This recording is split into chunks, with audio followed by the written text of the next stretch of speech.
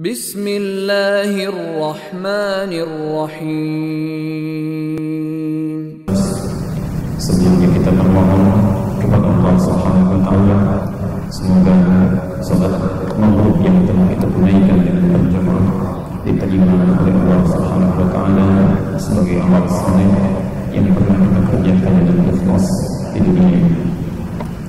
Sekedar mengingatkan bahwa dalam salat maghrib tadi imam kita membacakan Quran surah At-Tur surah ke-52 ayat 21 sampai ayat 31. Garis besar dari ayat ini adalah memberikan pesan kepada kita semua supaya menjaga diri dan keluarga besarnya agar mempertahankan keimanan sehingga nanti bisa masuk surga bersama-sama. Jangan sampai terjadi ada ayah ibunya saleh, anaknya tidak mendapat perhatian, bapaknya ke surga, mungkin anak neraka. Bahkan level Nabi seperti Nuh alaihissalam, beliau orang saleh, Nabi, Rasul, tapi saat akan ke surga anaknya barangkali agak sulit ya. Sebaliknya ada anak mungkin ke surga, ayahnya muncul persoalan. Abu Jahal punya anak namanya Ikrimah, saleh luar biasa, bapaknya yang punya masalah ya. Karena itu turun ayat walladzina amanu wattaba'athum dzurriyyatuhum biimanin alhaqna bihim dzurriyyatahum. Dan bila para orang tua beriman diikuti anak cucunya seluruhnya beriman kepada Allah, maka kami akan kumpulkan mereka di surga nanti di satu tempat dan diberikan kenikmatan yang luar biasa. Ayat-ayat setelahnya menggambarkan kenikmatan itu ya. Dicoba Anda pulang dari sini, cek kembali di rumah. Barangkali Anda sudah sholat, anaknya belum sholat. Anda rajin bertaklim, anaknya jauh dari taklim. Ibunya berhijab, anaknya ditinggalkan dalam keadaan terbuka auratnya. Sementara Anda peduli terhadap tetangga, bisa perhatian terhadap kawan, cepat mengingatkan, anak sendiri tidak dilihat. Hati-hati, Anda dengan tetangga masuk surga, anak sendiri terpisah dan berantakan ya. Jadi bertakwalah kepada Allah sebelum mengingatkan yang lain. Coba periksa keluarga besar dulu ya. Wa ma alatnahum min amalihim min syai'. Kata Quran, kami tidak akan sia-siakan bila ada satu di antara anggota keluarga menginginkan dan melakukan amalan untuk mewujudkan pertemuan di surga itu. Tapi kullun li'in bima kasaba rahim. Kullun li'in bima kasaba rahim. Semua yang disampaikan itu tergantung masing-masing, tergadaikan. Silahkan, Anda boleh pilih. Mau dilakukan silahkan, ditinggalkan resiko ditanggung masing-masing. Itu pesan salat maghrib yang tadi disampaikan kepada kita. Dan Allah Maha mengawasi ini. Fa inni ma'akum muqarrabisun. Kami akan awasi kalian ya. Apakah benar tidak melakukan hal yang diinginkan oleh Allah Subhanahu wa taala. Masing-masing bisa menilai, silakan kembali nanti kepada keluarga dan mengevaluasi diri. Baik, kita lanjutkan bahasan kita. Hari ini kita akan masuk pada bagian yang baru ya. Pada inti bahasan tazkiyatun nafs, yaitu mengenal tentang penyakit-penyakit di dalam jiwa dan cara mengobatinya ya. Bagian pertama sudah kita bahas, pengantar ilmu tazkiyatun nafs dengan membahas kitab Syekhul Islam Ibnu Taimiyah. Kita sudah selesaikan. Bagian kedua kita sudah membahas tentang perisai-perisai hati, bagaimana cara mencegah penyakit supaya nggak datang ya. Jadi tahapannya bukan membersihkan penyakit dulu, tapi mencegah dulu penyakit supaya nggak datang ya. Pertanyaannya kan, kalau Anda bisa mencegahnya, kenapa harus membersihkannya? Bagian yang ketiga, kalau penyakitnya sudah masuk ke dalam jiwa kita, belum tahu ilmunya, belum sempat kita cegah, bagaimana cara membersihkannya? Itu poinnya ya. Yang terakhir nanti, kalau sudah bersih hatinya, muncul hikmah. Nanti kajiannya Al-Hikam kita bahas, mungkin tahun depan ya. Baik.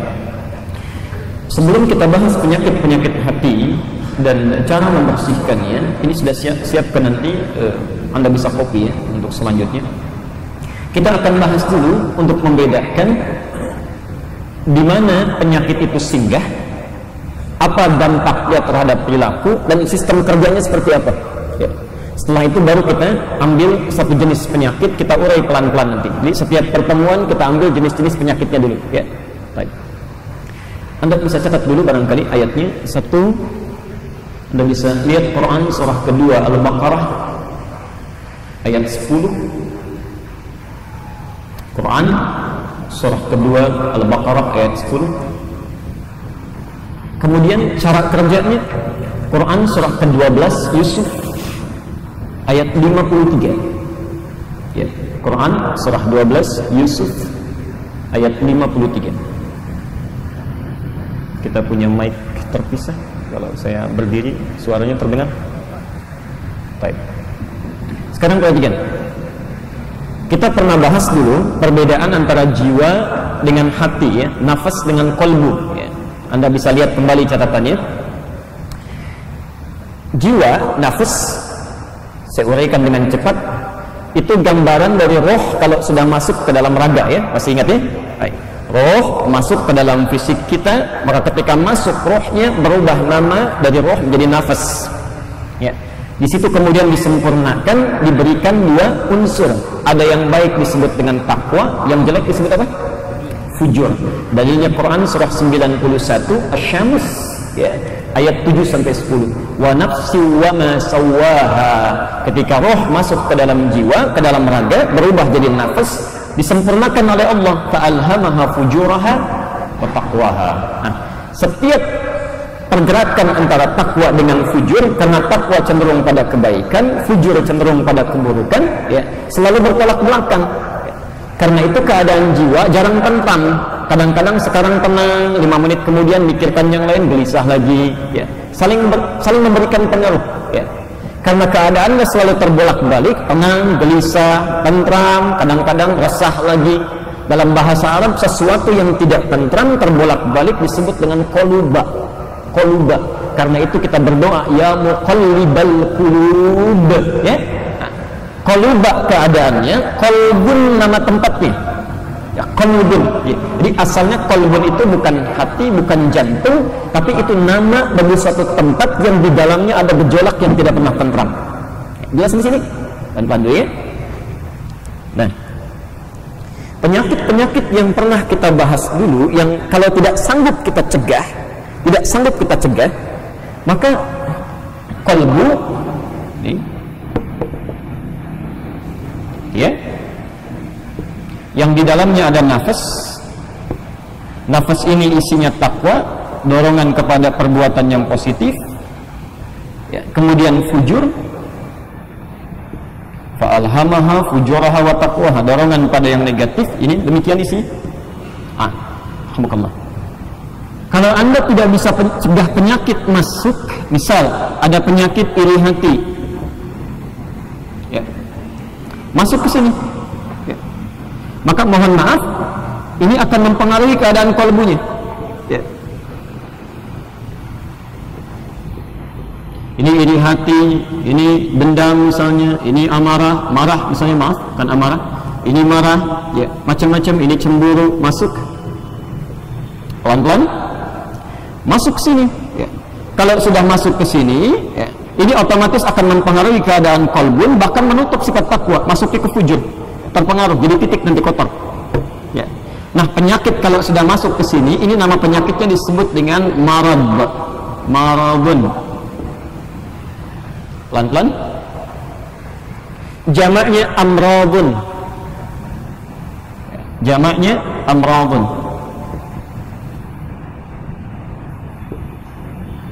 Sebentar. Sudah? Awas ya, ada penyakit fisik, ada penyakit kolbu, itu lain. Saya pernah terangkan, kalau penyakit fisik, sakit tangan, sakit mata, sakit kepala, itu disebut dalam bahasa Arab dengan daun, ya. Fisikal sifatnya. Kalau yang ini, iri hati, cemburu, marah, dendam, itu bukan daun, ya. Bahkan dalam bahasa hadis, dalam bahasa Quran disebutnya dengan marad ini, ya. Jamaknya amrad. Yang ini obatnya disebut dengan dawa. Makanya kata Nabi, likulli da'in dawaun, setiap penyakit fisik ada obatnya, ya. Anda harus berobat ke dokter. Kata Nabi, idza bilat tabib, pergi ke dokter. Sakit tangan, keseleo misalnya, atau sakit mah, macam-macam, harus dioperasi, pergi ke dokter. Tapi yang ini nggak bisa. Silakan Anda berobat ke dokter. Saya pusing dok, kenapa? Karena saya suka iri hati misal. Nggak ada obatnya. Ya. Itu obatnya syifa namanya, syifa. Syifa. Nah, ada orang-orang yang hatinya terinfeksi dengan penyakit. Ya. Tadinya netral. Ya. Kalau inti atom beginilah, ini positif disebut dengan proton, yang ini elektron ya. Ya, jadi negatifnya elektron, ini proton ya. Yang netralnya kan neuron kalau dalam dunia kimia ya. Baik. Ini positif, ini negatif, seimbang tadinya. Ya. Jadi membuat netral keadaannya. Cuma yang jadi masalah, kalau penyakit datang, ini yang menginfeksi, yang ini tertutup, yang jelek-jelek yang muncul, ya, karena didorong. Tadinya tidak ada katalis, sekarang muncul katalis. Ya. Ini cuma potensi tadinya. Tapi karena datang penyakit, masuk terinfeksi, maka muncul isyarat di Quran, fi qulubihim marad. Bukan daun. Ya. Ada orang-orang di kalbunya itu terinfeksi dengan penyakit. Kalau penyakit sudah masuk, ya, masuk ke dalam kalbu, ini cuma nama saja. Tembusnya ke sini, ke nafas. Ke sini tembusnya. Ya. Maka menginfeksi, mendorong yang fujur supaya bangkit, yang takwa tertutup. Kalau ini sudah muncul, ya, terinfeksi misal oleh iri hati, masuk ke sini, ke nafas masuknya. Ya. Oleh nafas nanti didorong, ini ditutup, ya, dimunculkan nanti didorong ke seluruh anggota tubuh untuk berperilaku buruk sesuai dengan penyakit yang masuk. Misal, maaf ya, kita gambarkan marah misalnya yang masuk. Ya. Maka masuk dulu ke sini, ke kolbu masuk, tembusnya ke nafas, ya. Yang dituju ini fujur, maka kemudian diolah di sini, didorong, ditembuskan ke mata, bisa melotot, ya. Ke tangan bisa mukul, ke kaki bisa nendang, ke mulut bisa meracau. Nah ini respon yang muncul dari sini, ya, dari fujur. Kalau sudah memerintahkan kepada organ untuk merespon penyakit itu disebut dengan ammarah namanya, ammarah. Maka turun ayat Quran surah ke-12 ayat 53. Innan nafsa, bukan qalba, innan nafsa la ammaratun bisu. Ammarah perintahnya, perbuatan buruk yang muncul dari perintah nafsu disebut dengan su namanya, su'un.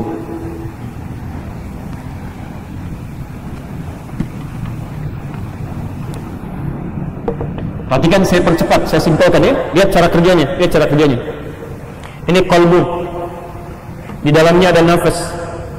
Tadinya netral, ada takwa, ada fujur, ya. Kalau Anda latih dengan amal baik, maka yang takwa akan muncul, ya. Yang jadi masalah, kalau ada penyakit masuk ke dalam qalbun, masuk, namanya marad, ya. Marah masuk ke sini karena banyak faktor. Begitu masuk, menginfeksi ini, ya, mendorong fujur supaya naik, ya, supaya memerintahkan, merespon dari marah ini, ya. Maka oleh fujur diberikan perintah, ayo cepat marah, ya. Penyakitnya masuk, diberikan perintah kepada organ. Nah perintahnya ini disebut dengan ammarah, ammaratun, ya. Dari kata amarah, amarah itu perintah, ya. Sifat yang memerintahkan disebut dengan amir, amir.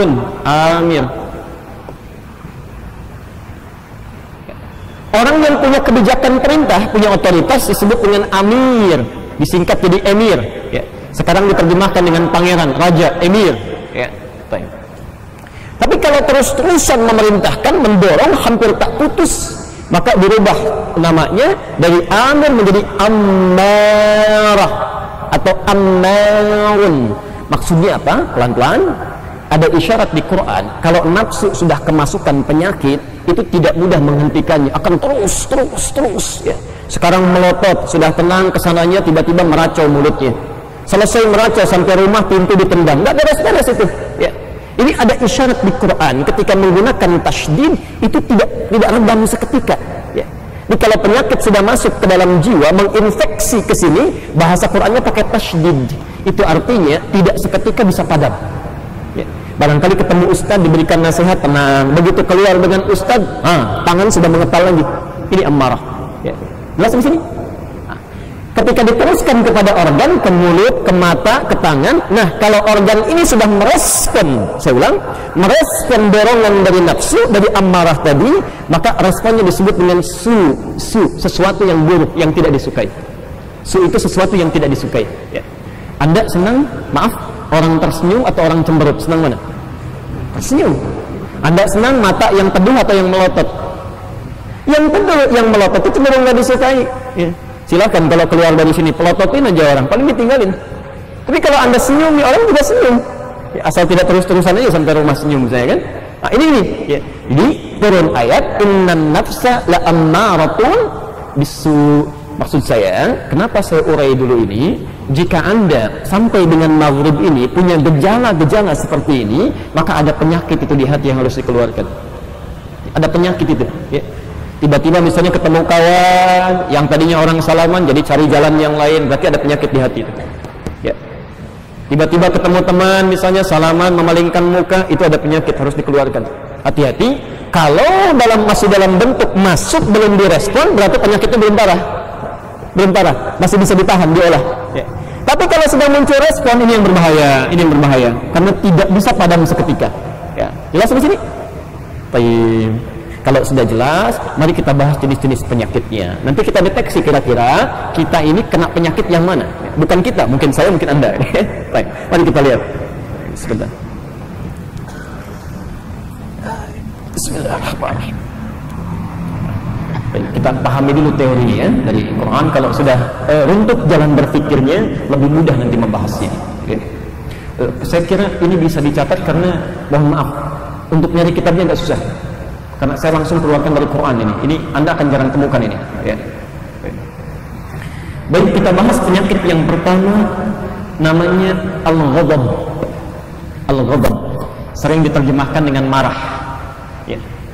Awas, beda, marah dengan amarah itu lain. Ya. Dan orang kita sering salah persepsi. Ya. Amarah disamakan dengan marah. Lalu keliru menyebut nafsu amarah itu dengan marah, itu salah.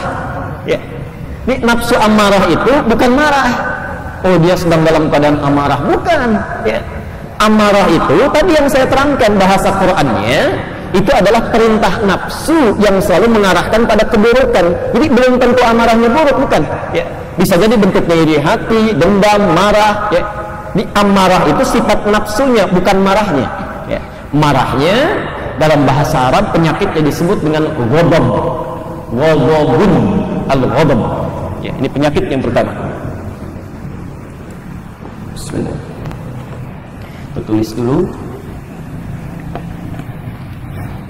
Penyakit yang pertama al-ghadab atau ghadabun. Awas, ini saya dahulukan karena ini penyakit yang sangat penting. Wasiat Nabi yang sangat singkat. Anda bisa tahan ini, peluang masuk surga yang surganya seluas langit dan bumi. Seluas langit dan bumi. Masya Allah ya. Nanti ada di Ali Imran ayat 133 sampai 134. Kata Nabi pada seseorang yang minta nasihat, ya Rasulullah berikan saya nasihat. Kata Nabi singkat, la taghdab, jangan marah katanya. Itu aja. Ya. Kalau dipegang masuk surga. La taghdab, jangan marah. Ya. Sudah? Ya. Sekarang mari kita bahas apa itu marah, bagaimana jenis marah, ya, dan bagaimana apa sumber marah, serta bagaimana cara mengobati marah. Saya sudah siapkan 3 lembar nanti ya. Ini Anda bisa copy dan bisa bawa pulang. Setiap kajian kita masih akan bahas ini ya. Ya. Gak apa-apa, supaya pintar masih bahasa Arab ini ya. Jadi nanti dalam kajian kita terjemahkan. Bismillahirrahmanirrahim. Bahasan pertama, mafhumul ghadab. Pengertian marah. Apa itu marah? Ya. Kita ambil dulu pengertian umum, setelah itu kita kembalikan ke ayat Quran. Al-ghadabu fil lughah naqidu riba. Ya. Ghadab, marah secara bahasa itu naqidu riba, lawan dari riba. Jadi ada riba, lawannya marah. Awas ya, setiap penyakit baik itu selalu punya lawan. Ikhlas, lawannya riya. Oke. Nah, ghadab, marah, lawannya riba. Sifat baiknya riba, lawannya ghadab, marah. Ikhlas sifat baik, lawannya riya, ya. Sekarang kita bahas dulu apa itu ridha. Ya. Setelah mengetahui ridha, baru kita bisa paham tentang ghadab atau marah. Ridha secara singkat menyerahkan keinginan hamba kepada keinginan Allah, itu ridha.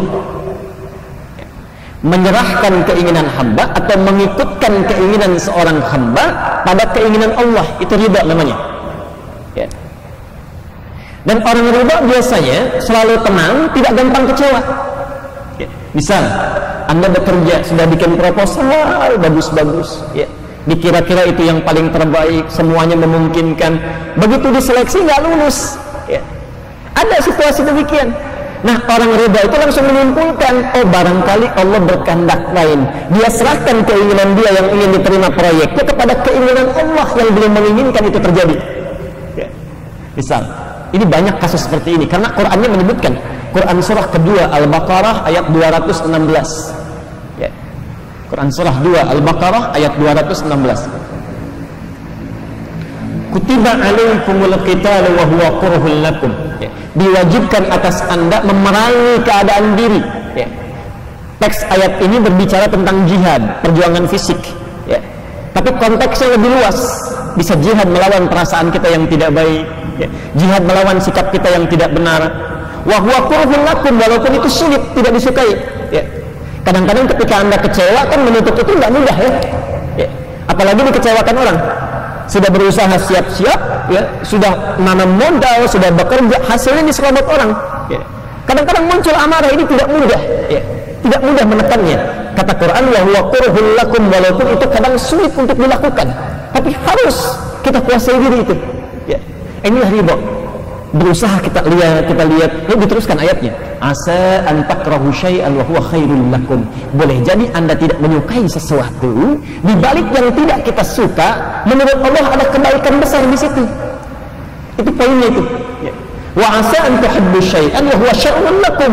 Tapi kita mendamba-damba sesuatu, menurut Allah itu di depan yang kami damba itu, yang belum kamu lihat, ada keburukan besar di sana. Ya.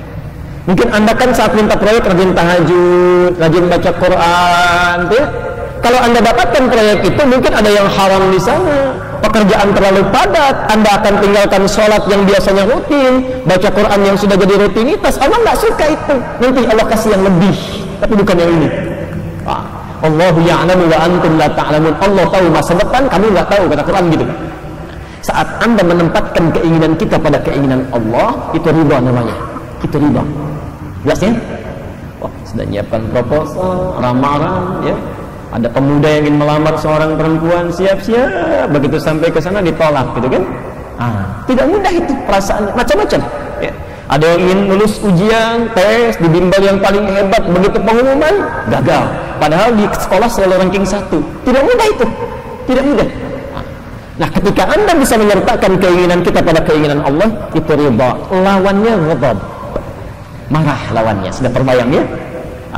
Jadi secara umum saja, secara singkat, ya, marah itu adalah satu ekspresi, ya, satu ekspresi atau sifat keadaan diri, ya, sifat keadaan diri.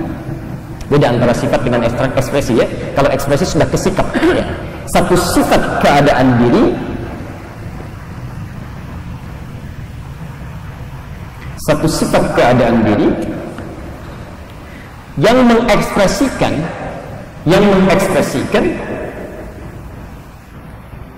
rasa tidak suka terhadap qadar atau takdir yang dihadapi. Rasa tidak suka terhadap qadar atau takdir yang tengah dihadapi. Awas, beda antara qadar dengan takdir, ya, itu lain. Awas, itu lain. Sifat keadaan diri yang mengekspresikan rasa tidak suka, ya, terhadap qadar atau takdir yang dihadapi. Kalau qadar itu ketentuan Allah yang sifatnya sudah paten, given, kita nggak bisa rubah dan nggak bisa dipengaruhi oleh apapun, bahkan even oleh doa. Bahkan dengan doa, Anda berdoa nangis darah pun qadar tidak akan berubah, ya. Di antaranya dua, satu ajal, ya. Ajal itu batas akhir usia kita, ya. Quran surah 7 ayat 34, idza jaa ajaluhum la yastakhiruna sa'atan wa la yastaqdimun. Kalau sudah datang ajalnya, tiba ajalnya, enggak bisa maju, enggak bisa mundur bahkan sedetik pun. Ya, Anda wafat sekarang ya sudah. Anda berdoa pun kepada Allah, ya Allah panjangkan ajal saya, usia saya, enggak akan bisa. Ya. Yang ada keberkahan dalam usia. Ya. Makanya yang diminta dipanjangkan itu umurnya bukan ajalnya, karena umur bukan ajal. Waspada, lain waktu kita bahas itu. Nah, kalau takdir itu ketetapan Allah yang dikukuhkan berdasar ikhtiar kita. Kita masih bisa ikhtiar. Anda mau ke Bandung bisa lewat Puncak, bisa lewat Padalarang atau Cipularang.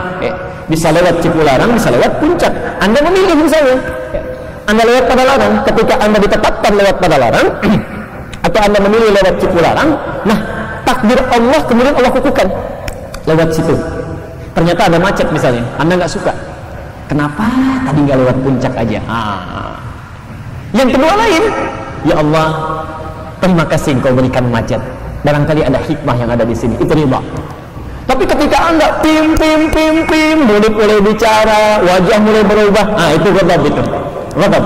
Rasa tidak suka, ekspresi yang muncul dari takdir. Saudara wafat, ada yang marah. Kenapa begini ya Allah? Kenapa Engkau ambil lebih cepat dia? Kenapa tidak sebulan saja? Misal itu ghadab terhadap qadar. Ya. Jelas di sini? Baik. Alhamdulillah. Karena itu, yuk kita baca definisikan di sini, wa huwa sukhtu wasyiddah. Dan marah itu, ghadab itu adalah as-sukhtu, as-sukhtu wasyiddah. Ekspresi yang kasar dan keras. Ya. Kalau sukhtun itu biasanya lebih kepada ekspresi lisan, ya, lisan, tidak fisikal sifatnya. Misal kata-kata yang tajam, ya, mencela, itu sukhtun namanya. Ya. Atau sikap, tapi tidak langsung sikapnya dengan fisikal, tidak. Ya. Misal tiba-tiba memalingkan wajah, ya. Assalamualaikum, salam. Itu sukhtun. Ya, jelas ya? Baik, hati-hati. Ridallahi fi ridal walidain wa sukhtullahi. Itu dalam hadis ridha disandingkan dengan ghadab, jenisnya sukhtun. Ridha-nya Allah bergantung pada ridha kedua orang tua. Di Al-Adabul Mufrad ada ditemukan, ya, riwayat Al-Bukhari. Wa sukhtullahi, dan murkanya Allah, marahnya Allah, tapi jenisnya sukhtun, bukan syiddah, sukhtun. Mungkin Allah mengacuhkan orang itu. Allah nggak lihat dia kalau dia berdoa, bisa terjadi. Ya, itu bergantung kepada salah satunya adalah ketidaksukaan orang tua. Hati-hati kalau Anda komunikasi dengan orang tua memalingkan wajah, orang tua kelihatan nggak suka, itu Allah pun bersikap demikian pada hal yang wajar sifatnya. Ya. Kalau yang tidak wajar tidak wajar tidak. Ya. Baik. Wasyiddah. Kalau syiddah itu sudah fisikal sifatnya, keras, tangan mukul, piring dibanting, bisa pintu ditendang, salah apa pintu, tiba-tiba aja gitu ya, itu syiddah namanya. Syiddah. Makanya ketika Allah menggambarkan sikap marahnya yang memuncak, ya, misal kalau di dunia masih pakai sukhtun karena ditunggu untuk tobat, ya. Tapi kalau sampai akhirat tidak mau tobat juga, maka berubah dari sukhtun menjadi syadid. Innallaha syadidul iqab. Bukan sukhtun iqab, tapi syadid, ya. Karena siksa Allah di akhirat nanti, bentuk kemarahannya itu sudah terasa secara fisikal, ya. Coba, Anda sakit mana misalnya? Maaf ya, diacuhkan orang atau dilempar orang pakai batu. Secara fisik sakit mana? Lempar pakai batu. Secara fisik. Ya, terasa secara fisik. Ya. Allah. Walaupun memang rasa sakit bisa relatif. Diacuhkan terbawa sampai mimpi dan sebagainya. Lempar batu misalnya, besok bisa sembuh. Tapi kalau bisa memilih, jangan kedua-duanya. Ya. Kalau pilihan secara fisik, yang sakit dilempar batu. Ya. Tapi saat di akhirat nanti yang rugi, saat di dunia diacuhkan Allah, di akhirat diacuhkan, please, diberikan siksaan fisik. Karena itu bukan sukhtun, tapi syadidul iqab, syadid. Kalau bahasanya sukhtun iqab, itu artinya Allah cuma mengacuhkan saja. Ini. Ya. Tapi kalau pakai syadid, siksanya kerasa. ya, terbakar nerakanya, Allah, digosok-gosoknya nimbun-nimbun harta itu, ya. At-Taubah 34-35, ada yang bilas dari jempol sampai ujung ke otaknya itu, ya, di al-humazah, ada yang dicelupkan kayak teh celup ke neraka, ya, dicelupkan angkat lagi, celupkan angkat lagi, celupkan hancur angkat sembuh lagi. Itu ada An-Nisa ayat ke-56, ada itu syadidul iqab. Nah, ghadab itu bentuknya bisa sukhun, bisa syiddah. Wa rajulun ghadubun wa ghadibun ayasani'ul ghadab. Kalau ada seorang laki-laki disebut ghadibun, itu yang cepat marahnya. Jadi kalau Anda belajar kajian ini, ada orang sedikit-sedikit marah, dikit-dikit marah, itu orang Arab menyebutnya si ghadub katanya. Ghadub. Nah, ya, ghadub. Assalamualaikum. Apa? Itu ghadub itu. Itu ghadub. Kemana Pak? Mau tahu aja. Itu ghadub. Ghadub. Hati-hati, jangan-jangan tersenyum ternyata kita itu tokohnya, ya. Wa yaminul fardu afna al-ghadabi ila al-udwan. Umumnya manusia ketika terkena penyakit marah itu akan cenderung menampakkan sikap permusuhan. Ya. Al-muallif pengarang di sini mengatakan umumnya manusia yang cenderung kena penyakit ghadab, marah, itu cenderung menampakkan permusuhan. Ya. Sedangkan Allah minta pada ta'awun, ya, birri dan takwa. Ingat takwa. Ini menarik nih. Al-Quran surah kelima Al-Maidah ayat kedua. Di sini nggak ada. Ya. Quran surah kelima Al-Maidah ayat 2. Di ujung ayatnya, wa ta'awanu 'alal birri wat taqwa, dituliskan takwa. Wala ta'awanu 'alal itsmi wal udwan. Perhatikan ya. Sini ada takwa, sebelumnya birrun, al-birni.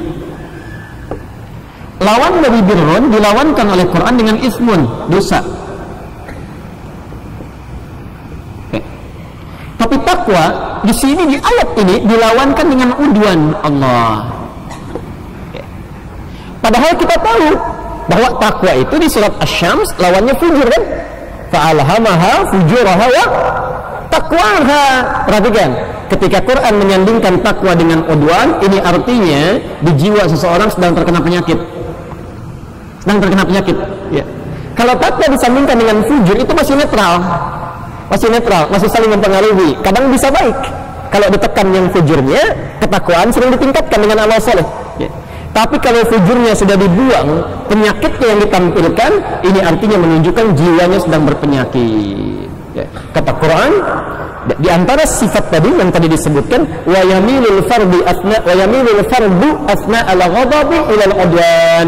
Orang yang kena penyakit marah itu umumnya cenderung kepada sikap permusuhan. Nah, jadi kalau ada orang-orang misalnya, mohon maaf, yang masuk dalam kategori ayat ini, ada yang bersekutu untuk menciptakan permusuhan, itu intinya sedang terkena penyakitnya ghadab namanya. Awas, hati-hati ya Bapak Ibu sekalian, catat betul ini kata-kata saya, catat betul. Kalau penyakit fisik itu ada yang menular, ada yang tidak, ya, ada yang menular, ada yang tidak. Tapi kalau penyakit hati itu umumnya menular. Ya. Kadang-kadang ada orang marah, dia yang marah, tapi saat marah ngajak-ngajak orang. Bisa begitu. Jangan temenan sama dia lah. Dia itu kata-katanya nggak enak, saya aja kemarin ngejelek-jelekin tuh. Padahal dia yang kena penyakit tuh, ngajak orang lain. Itu kadang begitu tuh. Ya. Bahkan demikian, ada nggak suka dengan si fulan, berang kepada yang lain. Kadang di-share dengan yang lainnya. Itu jadi persoalan. Umumnya begitu. Ya.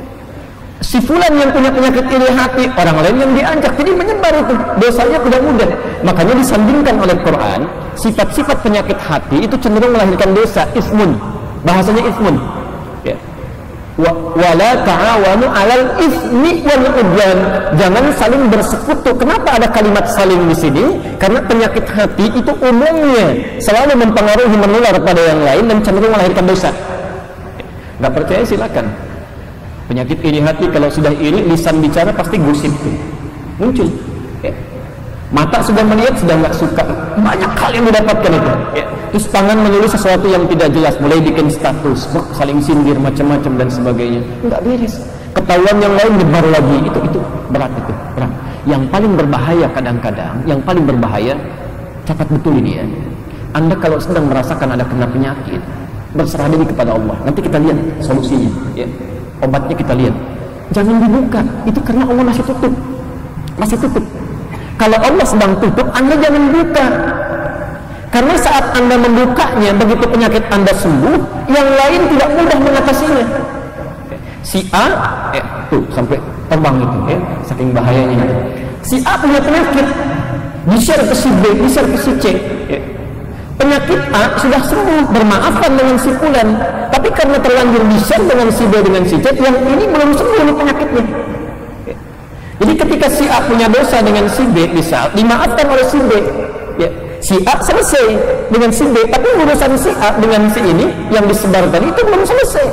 Apalagi kalau si Fulan menyebarkan lagi, ini tidak mudah merawatnya itu. Ya. Karena itu biasanya orang-orang yang punya persoalan penyakit hati menyebar kepada orang, walaupun telah selesai, dia tidak punya kesanggupan untuk merawat lagi. Apalagi kalau setan sudah masuk itu, sudah numpang memberatkan hatinya, itu dosanya ke bawah sampai akhirat itu. Dan diminta pertanggungjawaban. Hati-hati ya, hati-hati. Baik. Waqad yanghamisu fihi bihasabil darajah wal mawqiful muta'azzim amra suwarin 'adidah. Biasanya respon orang kalau sudah marah yang melahirkan permusuhan itu, ya, berbeda tingkatan-tingkatannya, bisa dilihat dari 3 tahapan berikut. Lihat. Awas ya. Sekarang bisa dilihat, barangkali kita terkena penyakit ini dengan kadar yang beda-beda ya.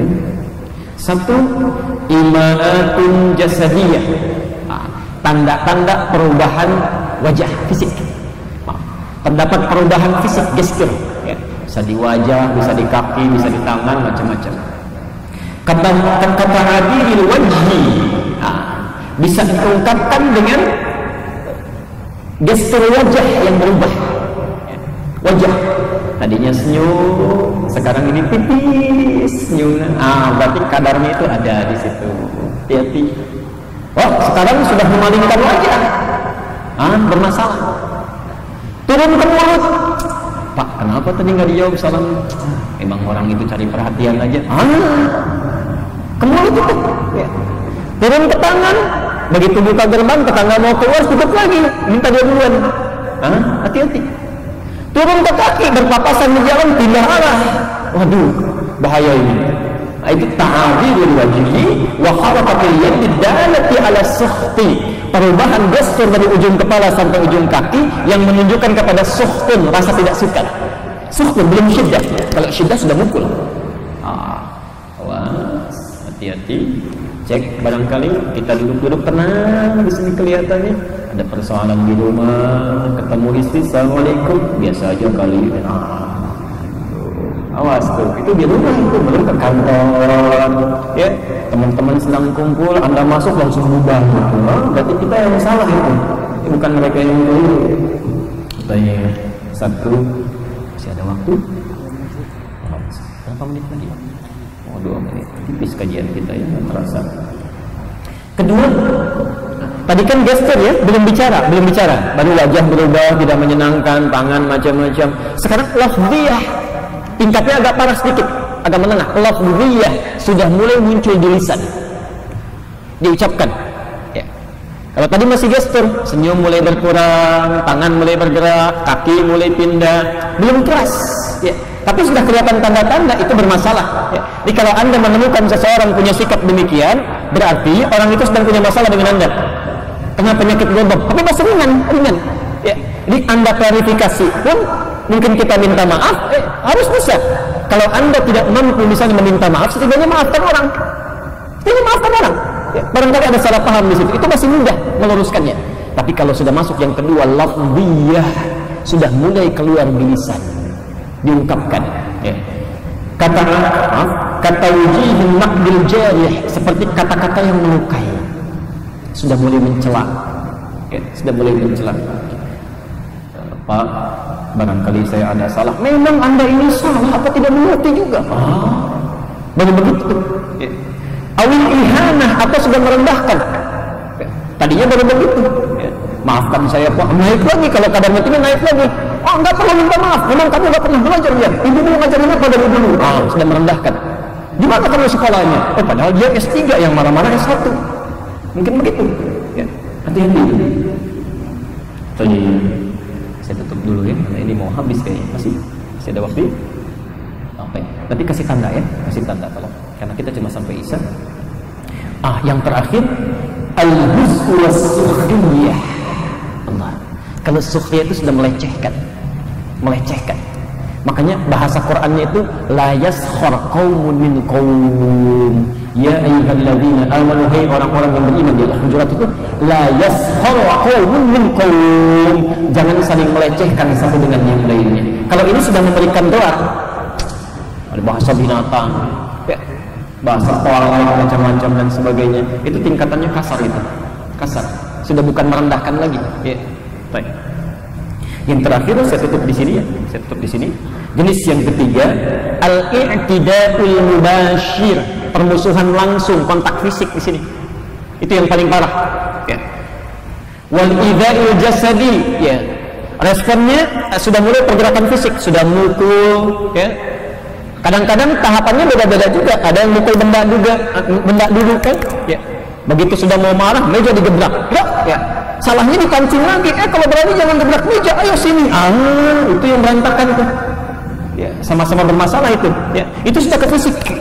Maka itu yang tidak mudah. Baik, itu yang tidak mudah. Nah, sebelum kita lanjutkan Bapak Ibu sekalian, kata muallif di penulisnya, wa yatafawatun nasu fit ta'biri 'anil ghadabi baina asy-syiddati wad-dha'fi wal i'tidal. Di antara tiga tingkatan ini, manusia bisa berbeda-beda dalam mengeluarkan respon marahnya. Ya. Beda-beda. Ada yang tiba-tiba langsung gebrak meja, fisik. Ya. Ada yang tiba-tiba langsung mencela, lisan. Ya. Ada yang masih tingkatan yang pertama tadi, masih gestur, nggak suka, dipalingkan, mulai cemberut. Biasa di a'marihim, satu biasanya tingkatan usia. Ya. Semakin dewasa, semakin sepuh, semakin bijak. Tidak sedikit juga yang kekanak-kanakan. Ya. Ada bijak dia, umumnya bijak. Yang muda-muda, marah sedikit. Wah, kita dilecehkan. Ada orang foto-foto di tempat yang sakral, tempat kita, tarik, dua orang pukulin. Nggak sadar kalau dia mukul itu besoknya dipecat itu. Kan bahaya itu. Anak muda biasa keluarnya beng-beng, bawa celurit, bawa pedang, kayak gaya aja gitu. Itu tingkatan umur berpengaruh biasanya kematangan emosionalnya. Ya. Wa ajnasihim wa syakhsiyatihim. Ya. Bisa jenisnya, laki-laki dengan perempuan lain. Ibu-ibu kan marahnya keluar air mata langsung kan, air mata. Dia terus disapa nggak nanya gitu kan. Nah itu lain. Laki-laki lain langsung marah keluar. Baik. 2 menit lagi jam saya sudah bunyi. Wa syakhsiyatihim, kepribadian, latar belakang. Ya. Yang tingkatan pendidikannya lebih tinggi biasanya nggak beda. Maaf agak beda dengan yang rendah. Ya. Biasanya semakin tinggi tingkat pendidikan semakin mengerti bagaimana tahu caranya marah. Ya, kata-kata kadang-kadang berupa sindiran, tidak langsung tajam kepada tujuan. Ya, pendidikan yang biasa tidak menemukan kosakata itu, langsung saja jut gitu ke tujuannya. Nah itu. Ya. Tapi lepas dari semua ini, yang nanti kita akan bahas di pertemuan berikutnya adalah, mohon maaf, kita akan bahas kalau sudah ada marah ini, apa sih penyebabnya? Ya, sumber utamanya. Kedua, bagaimana cara mengatasinya?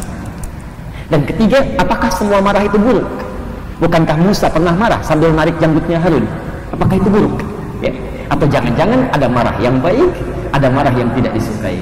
Berjumpa kembali dalam pertemuan yang akan datang insyaallah, dan insyaallah kita akan bagikan bahasan di pertemuan yang akan datang plus jadwal yang telah kami buat untuk bulan Desember selama sebulan ya. Anda bisa download juga nanti di website, besok boleh dipublish insyaallah. Kalau ada yang copy langsung nanti saya serahkan insyaallah, ada mungkin di staff kami atau ada sebagian jemaah nanti yang bisa kopinya. Subhanallah wa bihamdika asyhadu an la ilaha illa anta astaghfiruka wa atubu ilaik wa akhiru da'wana alhamdulillahirabbil alamin wa minkum assalamu alaikum warahmatullahi wabarakatuh.